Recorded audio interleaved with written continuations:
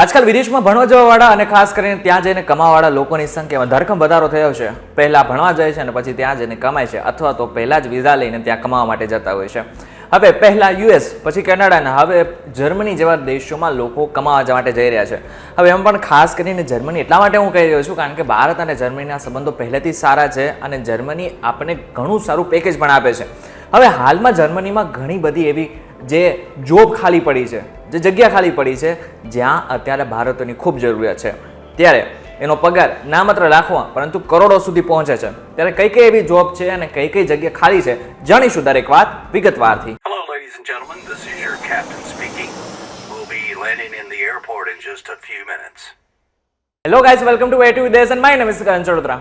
Germany ભારતીયો માટે હંમેશા આકર્ષણનું કેન્દ્ર રહ્યું છે. હવે એની પાછળનું એક કારણ એ છે કે ત્યાં વસ્તી ઘણી ઓછી છે અને ખાસ કરીને જો વાત કરવામાં આવે તો ત્યાં વૃદ્ધો ખૂબ વધારે છે. એટલા માટે થઈને ત્યાં પ્રોફેશનલ્સ અને યુવાનોની ઘણી કમી છે. એટલા માટે જ ક્યાંક ને ક્યાંક જર્મની હવે બહારથી યુવાનોને બોલાવી રહી છે. અત્યારે જર્મનીમાં ઘણી બધી જગ્યાઓ ખાલી છે, જેમ કે nursing, engineering, IT, sales, hotel, child care વગેરે. જો કે તમારે જર્મનીમાં પગાર મેળવવો હોય, સારી રીતે નોકરી કરવી ને તો તમારે પહેલા પાસપોર્ટ અને વર્કિંગ વિઝા જોઈશે. તમારે જર્મનીમાં જો એન્જિનિયરિંગ કરેલું હોય ને તો એન્જિનિયરિંગ સેક્ટરમાં marine engineer, petroleum engineer, electric engineer અને સિવિલ એન્જિનિયર જેવી જગ્યાઓ 80,000 યુરોથી 1,21,000 યુરો સુધીનો પગાર મેળવે છે. એટલે કે જો ભારતીય રૂપિયામાં વાત કરવામાં આવે ને તો લગભગ 73 લાખથી 1 કરોડની આસપાસ તેઓ પૈસા કમાઈ શકે છે.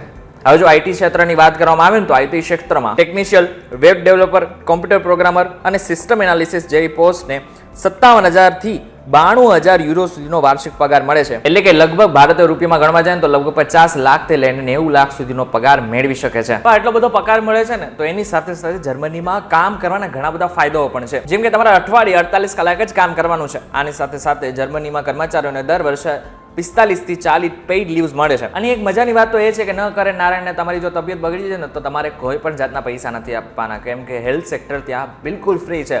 એટલે જો તમારી તબિયત બગડે કે તમારી સાથે કંઈ પણ પ્રકારની અનહોની કે પછી દુર્ઘટના થાય ને તો દરેક જવાબદારી સરકારની બને છે અને બધો જ ખર્ચો આપે છે. એટલે કે મફતમાં તમારી સારવાર થાય છે. ત્યારે તમને સમજાઈ ગયું છે કે જર્મનીમાં કામ કરવાના કેટલા ફાયદા છે. ત્યારે હવે જર્મની જવા માટે કરવાનું છે શું તેની વાત કરી લઈએ.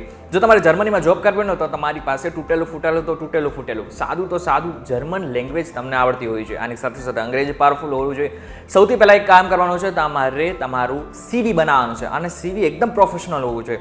પ્રોફેશનલ સીવી બનાવ્યા બાદ તમારે કરવાનું છે એક કામ, એ છે તમારે હવે ઓનલાઈન પોર્ટલ ઉપર જઈને તમારે જે જર્મન કંપનીઓ છે ને એનો કોન્ટેક્ટ કરવાનો છે, અપ્લાય કરવાનું છે. એકવાર તમારું અપ્લાય કર્યા બાદ જો તમારું સિલેક્શન થાય છે ને તો ઓફર લેટરના આધારે તમને વર્ક વિઝા આરામથી મળી જાય છે. હાલમાં જો જર્મનીમાં લઘુત્તમ વેતન એટલે કે મિનિમમ વેજીસની વાત કરવામાં આવે તો લગભગ 12 યુરોની આસપાસ છે.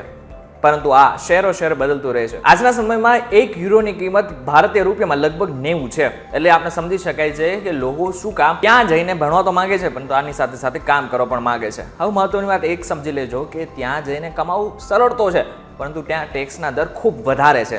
એટલા માટે દરેક પગલું સમજી વિચારીને ભરજો. હવે વિડીયો તમને જો પસંદ આવ્યો હોય તો વિડીયોને મેક્સિમમ લોકો સુધી પહોંચાડી દેજો. વિડીયો પસંદ આવે તો વિડીયોને લાઈક અને શેર જરૂરથી કરજો. તથા આવા જ ઇન્ફોર્મેટિવ વિડીયોઝ માટે vtvgujarati.com સાથે જોડાયેલા રહેજો. અને હા, એક મહત્વની વાત, અમારી એક વોટ્સઅપ ચેનલ પર છે કે જેમાં અમે તાજેતરના બધા જ અપડેટ આપતા રહેતા હોય છે, મિનિટ ટુ મિનિટના. જો હવે તમારે એનામાં જોડાવવું હોય ને તો એક જ કામ કરવાનું છે, ડિસ્ક્રિપ્શનમાં મેં એક લિંક આપેલી છે, લિંકમાં ક્લિક કરવાનું છે ને તમે તરત જ અમારી વોટ્સઅપ ચેનલ સાથે જોડાઈ જશો.